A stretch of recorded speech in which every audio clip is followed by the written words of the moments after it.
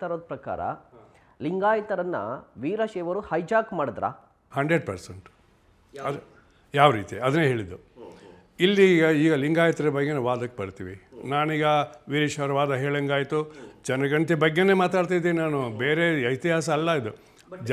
ಜನಗಣತಿ ಇತಿಹಾಸ ಬಗ್ಗೆ ಹೇಳಿದ್ದೀನಿ. ಇನ್ನು ನಿಜವಾದ ನಮ್ಮ ಲಿಂಗಾಯತರ ಇತಿಹಾಸ ಬಗ್ಗೆ ಬರ್ತೀನಿ. ಅಲ್ಲಿಗೆ ಬರ್ತಿದೆ. ಅದಕ್ಕೆ ಮುಂಚೆ ಒಂದು ಪ್ರಶ್ನೆ ಇದೆ. ಲಿಂಗಾಯತ ಧರ್ಮ ಅನ್ನೋದು ಹಿಂದೂ ಧರ್ಮದ ಭಾಗ ಅಂತ ಹೇಳ್ತಾರೆ. ಯಾರು? ಅವರು ವೀರಶೈವರು. ಹಿಂದೂ ಧರ್ಮದ ಭಾಗ ಅಲ್ಲ. ಅದಕ್ಕೆ ಆ ಪ್ರಶ್ನೆ ಉತ್ತರವನ್ನು ಈಗ ನೆಕ್ಸ್ಟ್ ಹೇಳ್ತಾ ಇದ್ದೀನಿ. ಏನು ಅಂದರೆ, ಇದೇ ವೀರಶೈವರು ಏನು ಮಾಡಿದರು, ನಿಮ್ಮಲ್ಲಿ ಚಾತುರ್ವರ್ಣ ಪದ್ಧತಿ ಇದೆ, ಭಾಳ ಹಿಂದಿನ ಐತಿಹಾಸಿಕ ಒಂದು ಸೆಕ್ಟ್ ಇದು, ಆದ್ದರಿಂದ ಹಿಂದೂ ಧರ್ಮದ ಭಾಗ ಅಂತ ಆವಾಗೂ ಹೇಳಿದರು, ಈಗಲೂ ಹೇಳ್ತಾ ಇದ್ದಾರೆ. ಈಗಲೂ ಹೇಳ್ತಾ ಇದೆ. ಯಾರು? ವೀರಶೈವರು. ಹೌದು. ಇನ್ನು ಇದರ ಇದು ಹಳೇದೊಂದು ಸತ್ಯ. ಇವ್ರು ತೇಲಿಬಿಟ್ಟವರು ಇತ್ತೀಚೆಗೆ ಯಾವುದ್ರು 1891ರಿಂದ 1911 ಅವಧಿಯಲ್ಲಿ ಈ ಅಧ್ವಾನಗಳು ಈ ರೆಕಾರ್ಡ್ ಪ್ರಕಾರ, ಜನಗಣತಿ ರೆಕಾರ್ಡ್ ಪ್ರಕಾರ ಹೋದವು. ಆಯಿತಾ? ಈಗ ಬರ್ತೇನೆ. ಇದಕ್ಕೆ ಇನ್ನೂ ಕಂಪೇರ್ ಮಾಡಬೇಕು. ಏನು ಕಂಪೇರ್ ಮಾಡಬೇಕು?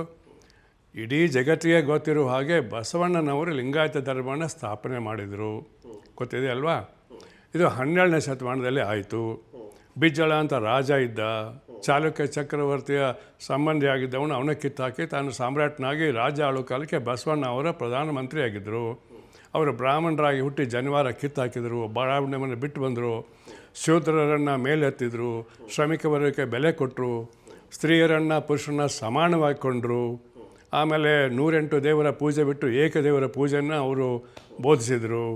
ಆಮೇಲೆ ಈ ಗುಡಿ ಗುಂಡಾರಿಗಳಿಗೆ ಹೋಗೋದು, ಪೂಜೆ ಮಾಡೋದು ನಿಲ್ಲಿಸ್ಬಿಟ್ಟು ಇಷ್ಟಲಿಂಗ ಕೊಟ್ಟು ನಿಮ್ಮ ದೇಹವೇ ದೇವಾಲಯ, ದೇವರು ನಿನ್ನ ದೇಹದಲ್ಲೇ ಇದ್ದಾನೆ ಅನ್ನುವಂಥ ಮಾತನ್ನು ಹೇಳಿ ಇಷ್ಟಲಿಂಗ ಪೂಜೆ ಮಾಡುವುದನ್ನು ಹೇಳಿಕೊಟ್ರು. ಅದರಿಂದ ಈ ಏನದು ದೇವಾಲಯ ಪ್ರವೇಶ ನಿರಾಕರಣೆ ನಿಂತು ಹೋಯಿತು.